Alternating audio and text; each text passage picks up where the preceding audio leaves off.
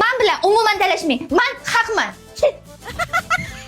Siz doim haqsiz. Siz vechni haqsiz.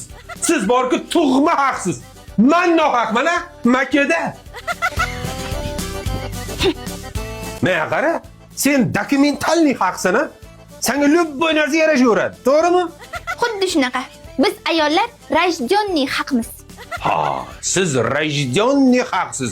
Qolganlar rajdyonniy nohaqa. Miya emas bu. Nomiya.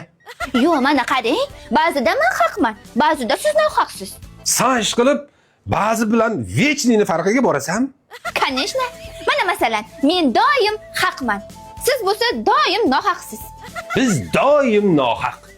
Menimcha meni bitta aybim borda, u ham bo'lsa, sen bilan shu bitta davrda tug'ilib qolganim bo'lgan. Sizni menga uylanganingiz bu dunyodagi eng katta omadingiz. Tushundingizmi? Xotin, sen ish qilib omad bilan omadsizlikni farqiga borasan, ha? Ha? Da, конечно. Axir peshonamda omad degan yozuv ko'rinmayaptimi? To'g'ri xotin. Sani omading bu hayotda kulib boqqan, lekin meni omadim yarim yo'lda baxtsiz hodisaga uchragan. Negadir o'sha kundan beri biz birgamiz. Sizchi ayol kishini omadi bilan o'ynashmang. Siz menga uylanganingizdan keyin uy oldingiz, mashina oldingiz, kattakon firmada ishlayapsiz. Yuzingizdan hamchi nur taralishni boshladi. Albatta. Sizga uylanib shunaqa ko'p narsa orttirdim. Aynasa mana qorincha bor, ha? Soch to'kilyapti. Sahra mana o'ngga yaqinlashib qolgan. Nervinniman, ha? Davlingdan aytmasa ham bo'ladi. Urilmagan joy qolmadi ukollardan. Endi dadasi, urush qurbonlarsiz bo'lmaydi degandek, kimdir jertva bo'lish kerak-ku.